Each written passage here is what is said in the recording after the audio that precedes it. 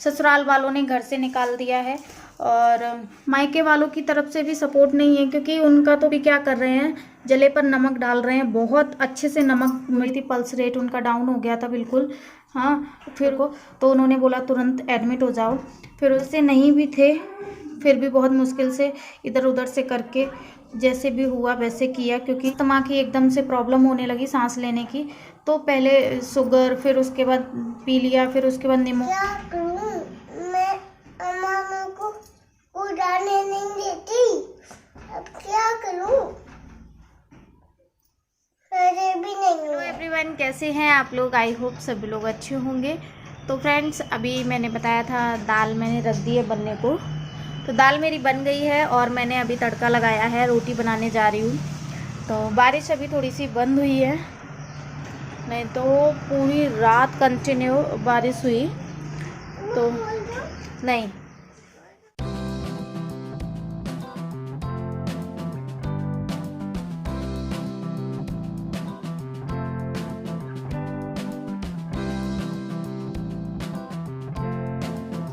तो फ्रेंड्स यहाँ पर मैंने दाल बना दी है और ये तड़का लगा दिया है मैंने, ये आटा लगा लिया है। तो अभी मैं रोटी बनाऊंगी, रोटी की तैयारी है। ये दाल थोड़ी सी और उबल जाए। हेलो गाइस, मैं इधर खाना खा रहा हूँ, इधर मैं इधर खाना खा रहा हूँ, मैं दादी दादी में खाना खा रहा हूँ। और गुड मॉर्निंग दादी दादी, मैं इधर खाना खा रहा हूँ और अम्मा कटिंग करवाने जाएगी। मेरे बाल बड़े हो गए, आप लोग भी करो खाना। अम्मा अम्मा बाल कटिंग करवाने जाएगी, बुक देखी। अम्मा अम्मा मुझको नहीं डालने देती, अब क्या करूं? मुझको बताओ, कौन बहुत डाला है, एक और कौन डाला है, कौन डाला है? क्या करूं मैं, अम्मा मेरे को उड़ाने नहीं देती, अब क्या करूं, पैसे भी नहीं है,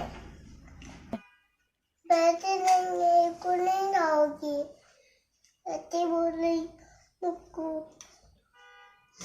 अब तुम भी खाना खा लो। हेलो फ्रेंड्स, कैसे हैं? फ्रेंड्स, वीडियो बनाने का मन तो नहीं होता है, लेकिन कहीं ना कहीं ये लगता है कि अगर आप लोगों के साथ शेयर करेंगे तो हमें भी थोड़ी सी शक्ति मिलेगी और थोड़ा मन हल्का होगा, क्योंकि अपना कोई नहीं है। आपको पता है, मैंने बताया भी है, ससुराल वालों ने घर से निकाल दिया है। और जब होता है ना कि घर में सब, बेशक कोई बोलचाल ना हो और कुछ ऐसा ना हो फैमिली में, तो टेंशन नहीं होती है। और जब ऐसा कुछ हो जाता है ना चाहते हुए भी, ना करते हुए, किसी का दिल ना दुखाते हुए भी ऐसा अगर लोग कर जाते हैं, वो भी अपने, तो मन बहुत हताश हो जाता है और अंदर ही अंदर ना टेंशन हो जाती है। और वो टेंशन आपको दिख ही रही होगी, खुशबा जी की हालत कैसी हो गई, मेरी हालत कैसी हो गई। लाइट भी चली गई, तो फ्रेंड्स लाइट चली गई और जिसकी वजह से ना बहुत ज़्यादा टेंशन हो गई। और ये देखिए मेरी आंखें कैसी हो गई, पहले मैं कैसी थी और अब कैसी हो गई। मायके वालों की तरफ से भी सपोर्ट नहीं है, क्योंकि उनका तो खुद का ही बेचारों का हो नहीं पाता है, क्योंकि पापा नहीं है। तो जिसकी वजह से अब उनको बहुत ही ज़्यादा फाइनेंशियल स्थिति बहुत ही ख़राब हो गई है। 2 रोटी कमा लेते हैं, 2 रुपये कमा लेते हैं, वही खा लेते हैं, आप लोगों को सबको पता है। तो उनसे तो सपोर्ट मांगना बेकार ही है। थोड़ा बहुत था ससुराल से, पैसे का नहीं था, लेकिन कैसा मानसिक तौर पर अगर कोई सपोर्ट करता है ना, तो वो ज़्यादा काम करता है जब बीमार हो इंसान। तो था पहले, लेकिन अब वो लोग भी क्या कर रहे हैं, जले पर नमक डाल रहे हैं, बहुत अच्छे से नमक मिर्च डाल रहे हैं। ठीक है, तो फ्रेंड्स क्या हुआ था मेरे हस्बैंड को, अभी मैं भी ज़्यादा नहीं बोल पाती हूँ, पीलिया हो गया था। पीलिया होने के बाद फिर दवाई वगैरह चलने लगी, ठंडी ठंडी दवाई, और बोला ठंडा ठंडा खाओ, जिसकी वजह से उनको ना पहले से ही उनका मतलब उनकी मम्मी की तरह थोड़ा सर्दी उनको बहुत जल्दी लग जाती है, जिसकी वजह से उनको निमोनिया हो गया। और निमोनिया इतना ज़्यादा हो गया फ्रेंड्स कि यहाँ पूरा चेस्ट में उनको वो हो गया था, कफ हो गया, और कफ की वजह से पीठ में भी कफ, आगे भी कफ, जिससे सांस लेने में बहुत दिक्कत हो रही थी। पल्स रेट उनका डाउन हो गया था बिल्कुल। हाँ, फिर उसके बाद हॉस्पिटल में जैसे ही चेकअप करवाया, मतलब वहाँ फैमिली डॉक्टर को, तो उन्होंने बोला तुरंत एडमिट हो जाओ। फिर उसके बाद एडमिट होना पड़ा, और पैसे नहीं भी थे, फिर भी बहुत मुश्किल से इधर उधर से करके जैसे भी हुआ वैसे किया, क्योंकि इंसान को बचाना ज़रूरी है। और इसी चीज़ को लेके ना इतना टेंशन होता है। फिर निमोनिया होने के बाद फिर उनको अस्थमा की एकदम से प्रॉब्लम होने लगी, सांस लेने की।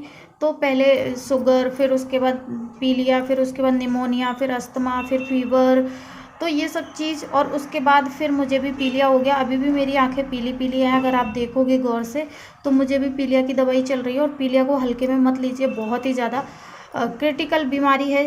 अभी मुझे एकदम से चक्कर आ गए। तो पीलिया भी बहुत क्रिटिकल बीमारी है, अगर आप कोई भी बीमारी हो हल्के में मत लीजिए प्लीज़। फिर उसके बाद अयांश को भी वायरल हो गया, उसकी भी दवाई चल रही है। तो पता नहीं परिवार में किसकी नज़र लग गई। हमारे परिवार को अच्छा खासा चल रहा था, जैसे भी चल रहा था। वही है ना कि लोगों को हजम नहीं होता है, और मेरे तो इतने जलने वाले पैदा हो गए ना कि अब कुछ बोल नहीं सकते हैं। जब अपने ही नमक पर, घाव पर नमक डाल रहे हैं, तो पराओं से क्या आसरा करें। दूसरे लोग तो तब भी साथ दे देते हैं, अपने तो नहीं देते हैं। ये मैंने अब देख लिया है, और जो भी थोड़ा बहुत था वो भी हमसे छीन लिया है, तो वो ठीक है। तो यही था, इसी की वजह से हस्बैंड को एडमिट करना पड़ा इमीडिएटली। और अगर एडमिट नहीं करते तो आज पता नहीं हमारे साथ क्या हो जाता। तो बस भगवान की कृपा है और कुछ अपनों की दुआ है। ससुराल वालों से कोई मतलब ऐसा नहीं हो सकता कि अगर हमें ज़रूरत है तो वो लोग खड़े हो जाएंगे, नहीं होंगे। क्योंकि जब हमारा बोलचाल ही था तब भी वो सपोर्ट नहीं करते थे, तो अब क्या करेंगे।